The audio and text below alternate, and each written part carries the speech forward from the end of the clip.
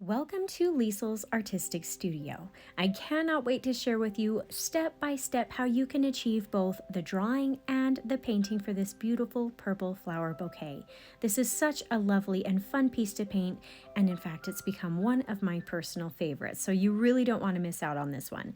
And if you don't want to take the time to draw this outline and would rather just skip to the fun of painting, I have a solution for that as well. Now, I often kind of separate drawing and painting videos, but I'm just going to take a few extra minutes today and lump all of this into one video. But like I said, if you'd rather jump into the fun of painting, I will have a detailed outline available on my Etsy shop that you can download and print right in your own home. And then you just trace that onto your watercolor paper using a light table or even just a well-lit window in your house. I'll leave a link for that in the description of this video if you're interested, and then you can just skip ahead in this video to the painting portion. But if you are someone that enjoys drawing your own outlines, stick around and let's get right into it.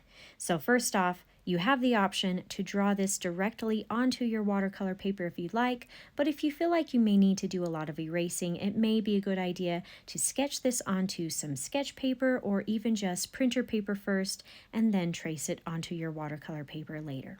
So first off, we just need to draw a few simple flowers.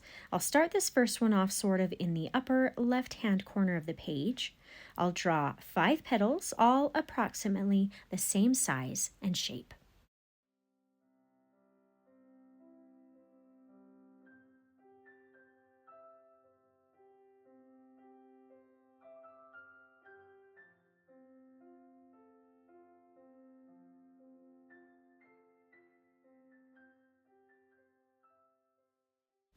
Then here in the center of the flower, I'll draw in the stamen of the flower, which is just some simple lines with dots on the ends.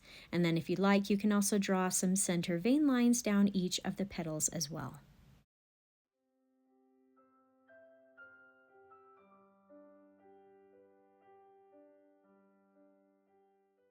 Not too hard so far, so let's go ahead and draw another one.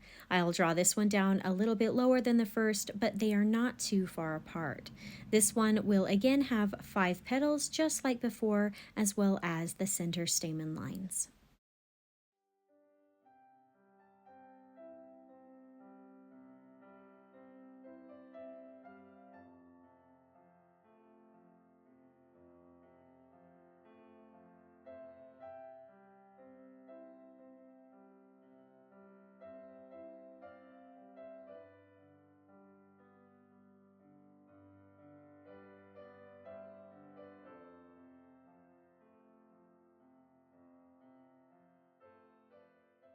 I will make a slight change to these petals though, and I'm going to try adding in a few extra lines to a few of the edges here to make them look like they're a little more folded over or curled a little bit.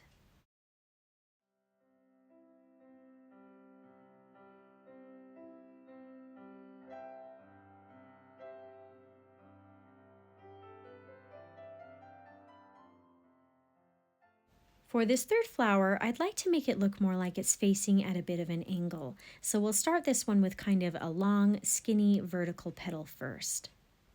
Then stemming from the middle of that, we'll draw a few more petals of slightly different shapes, after which we'll again add in the stamen lines shooting out from the center, maybe a fold line on one of the petals, and then the center vein lines.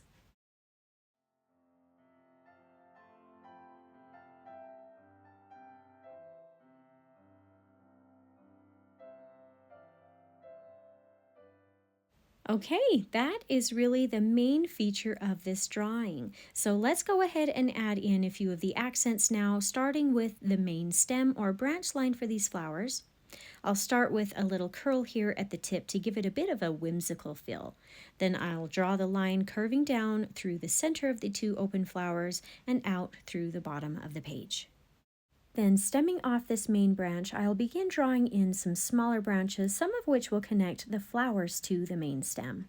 Some of these little shoot-offs will also just add a little something extra to the piece, which I will also make a little jaggedy or have some curls at the ends for a bit of added character.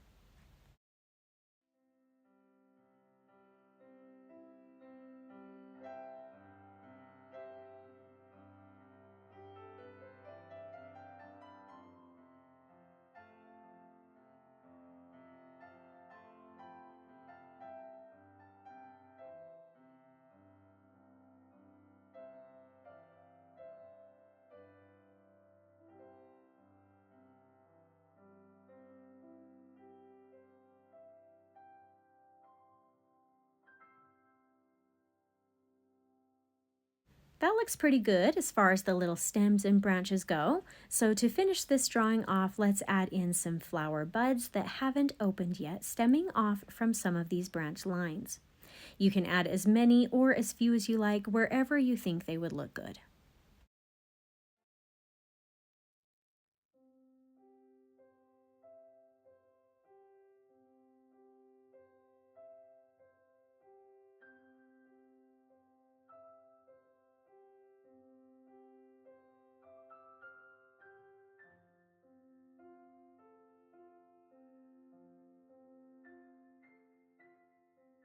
To finish off the look of these buds, I'll add on a little base area for the bud, as well as maybe some vein lines or creases in the unopened petals.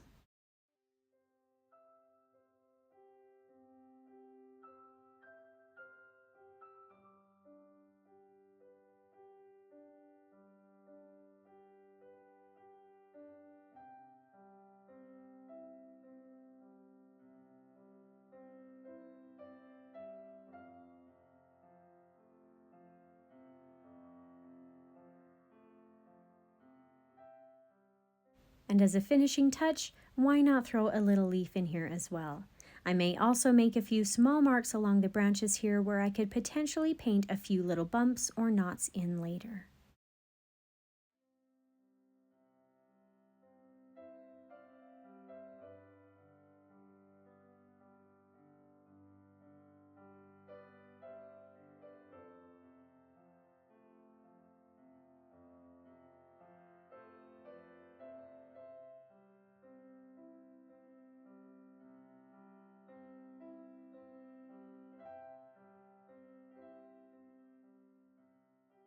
All right, that's it for the base drawing. Now, if you drew this on something other than watercolor paper, or if you chose to purchase my Etsy outline, you can go ahead and trace this outline very lightly with a pencil onto your watercolor paper, and then let's start gathering up our painting supplies.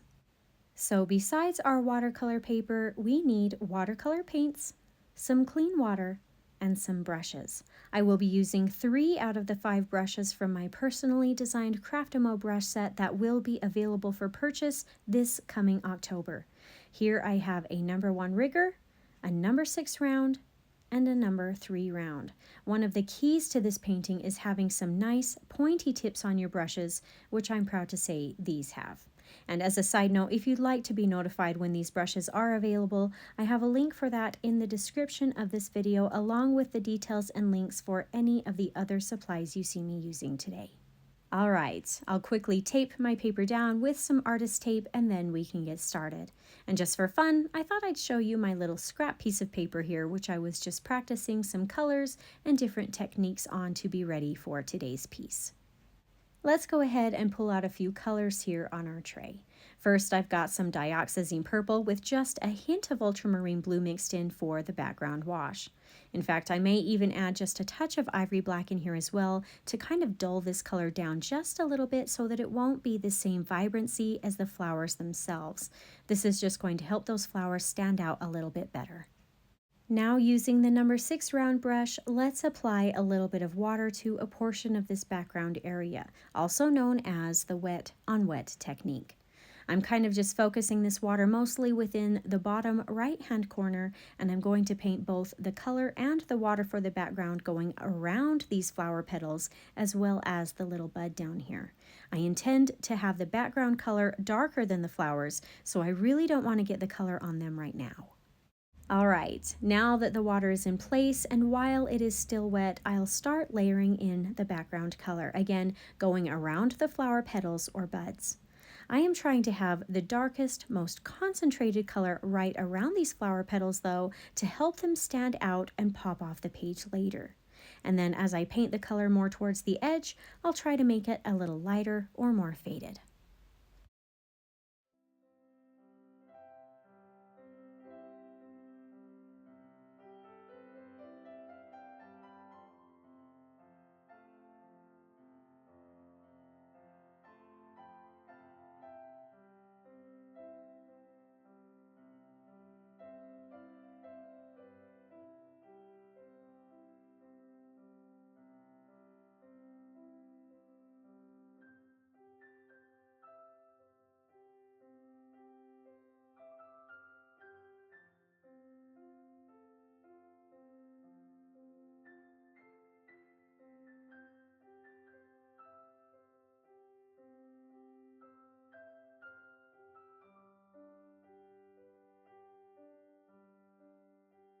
I think I'd like to add a touch of this background color more in the middle of the page as well as in between some of these open flowers. Again, putting the water on first and then the color. And don't forget a couple of these small areas in between the petals too.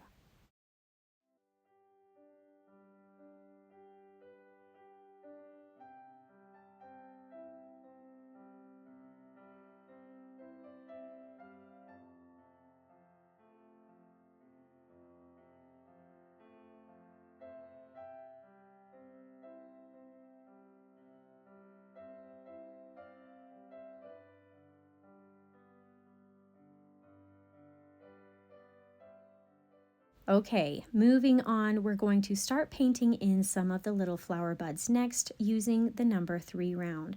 But somehow I forgot to press the record button while I was mixing up these next couple of colors, so I'll do my best to explain what I've got here.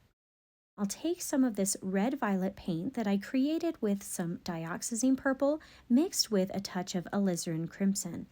And then I begin spreading that color through the space of the bud.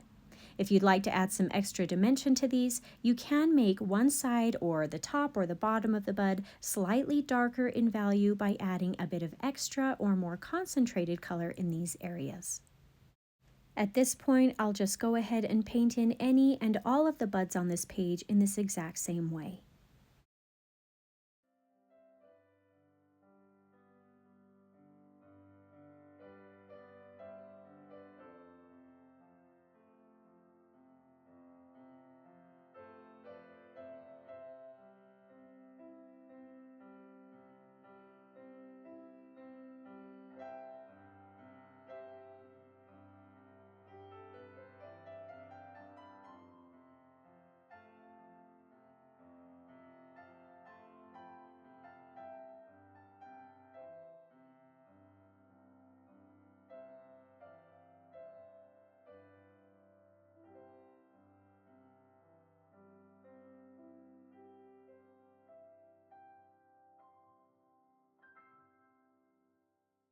Now, for some extra detail we can add to these little buds that really kind of make them come to life is switch over to the rigger brush and then paint in a few very thin vein lines or creases along the budded area. You do want to make sure that the previous paint is completely dry first though, otherwise these lines will spread and bleed rather than being nice and crisp.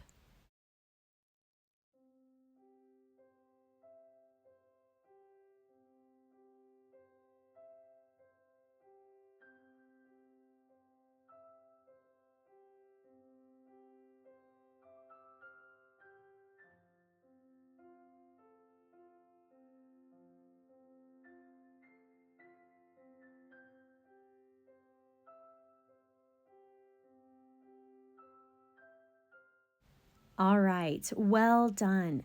Let's move on to the fun of painting the petals for these main flowers now, using once again the number 6 round and the wet on wet technique. My color for these particular petals will be a lovely blue-violet that I created by mixing dioxazine purple with a little bit of ultramarine blue. The trick with this color though is to make sure that it is a little different than the color in the background.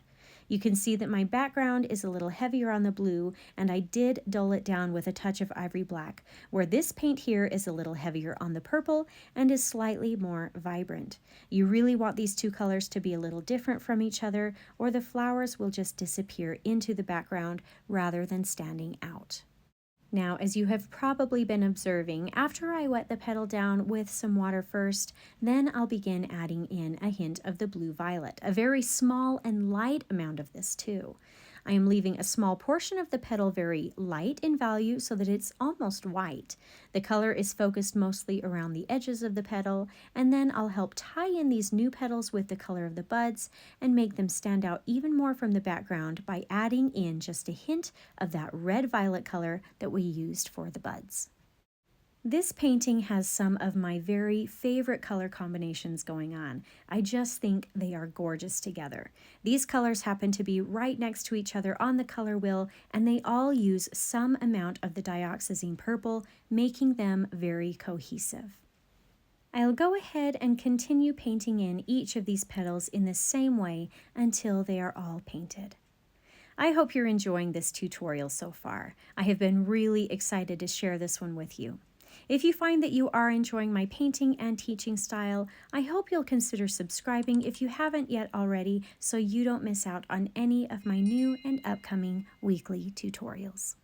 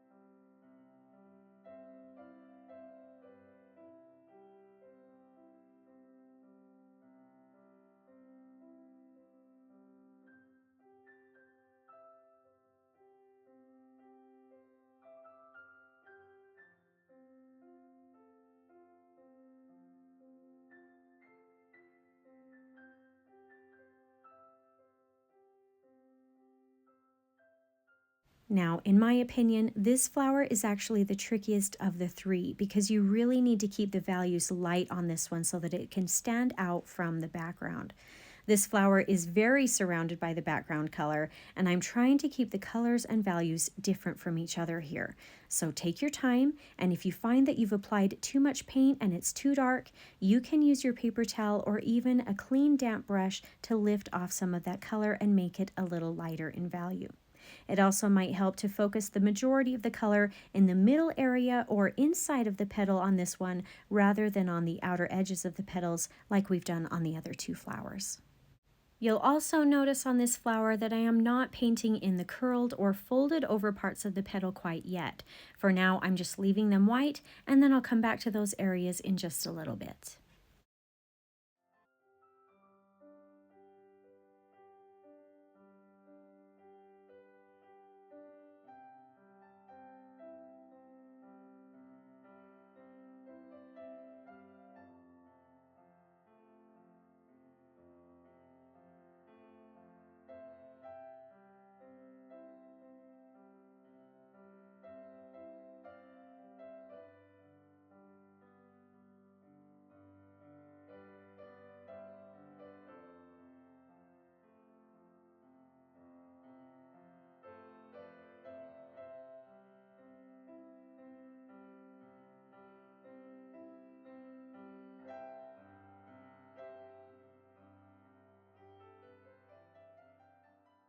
After these flowers are completely dry, then I can come back in here and add a whisper of color to these folded and curled parts of the petals.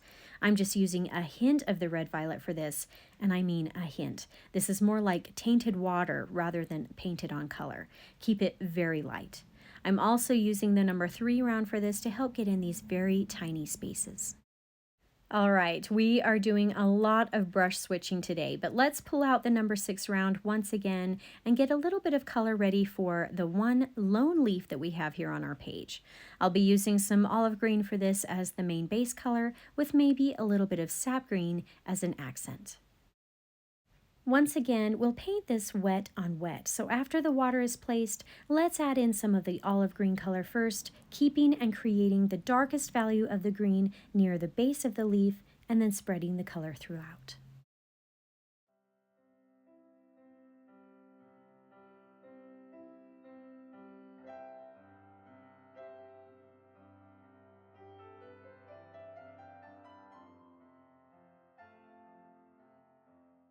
This is optional, but I am going to throw in a little bit of the sap green while this paint is still wet, just to give it a little bit of variety.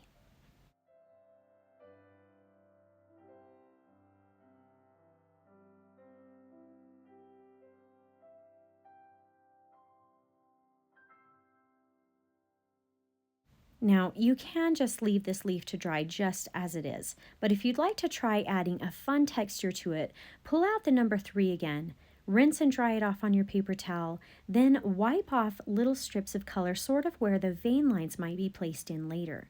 This, of course, is optional, but I think this technique adds in some really fun and subtle detail. In fact, I think the details that are about to come are really what make this painting come to life. While I've got out this small brush and the green paint, I'm going to go ahead and paint in the base areas of these flower buds.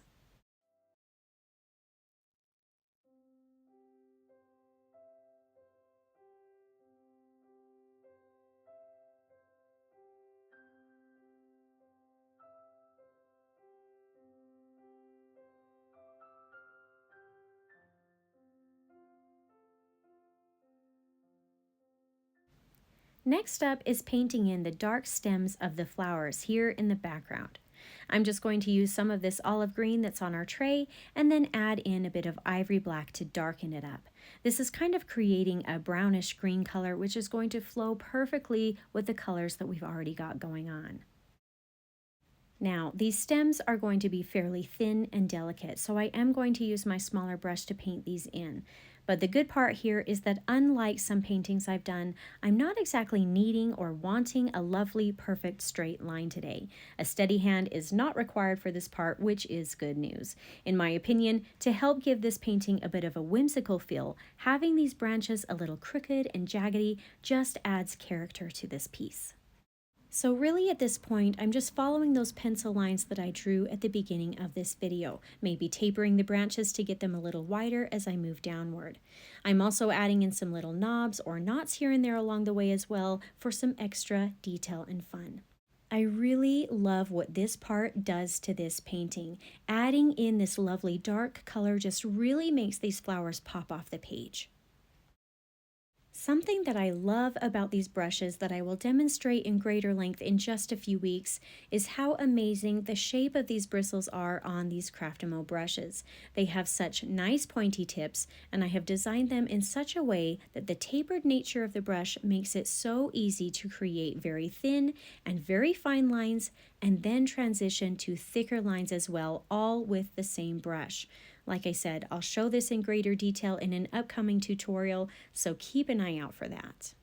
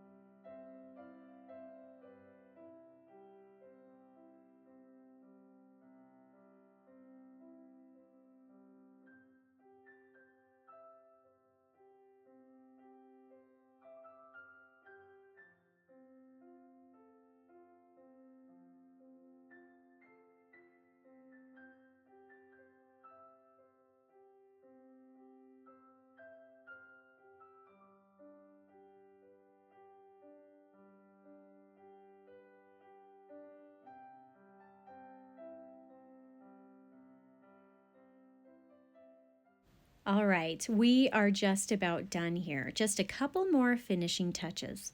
It's time to pull out that rigger once again and paint on some nice thin vein lines along the lone leaf using some of that olive green.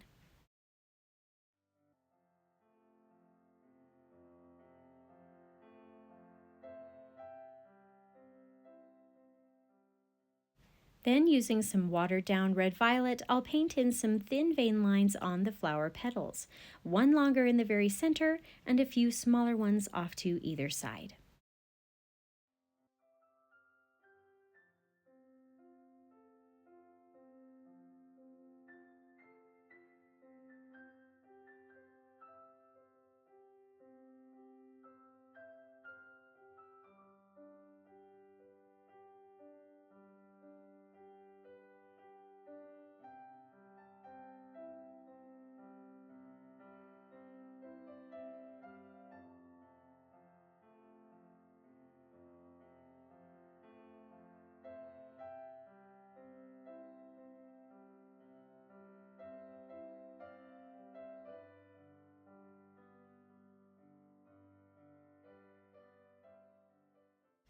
And lastly, let's add in the stamen of the flower shooting out from the center with some thin dark lines using that olive green and ivory black mixture.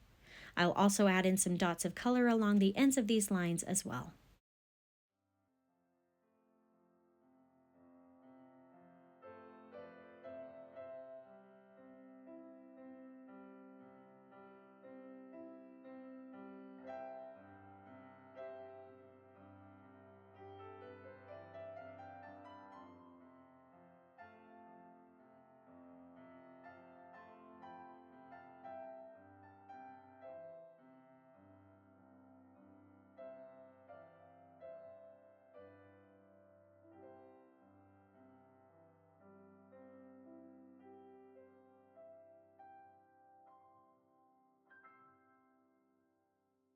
And that's it for this lovely, delicate, and whimsical painting. I really am pleased with how this turned out, and I hope you feel the same about yours. Thank you so much for taking the time to watch today. I hope you had some fun and maybe even learned something new. If you did enjoy this tutorial, I hope you'll consider subscribing to my channel so I can continue to help you discover your artistic side.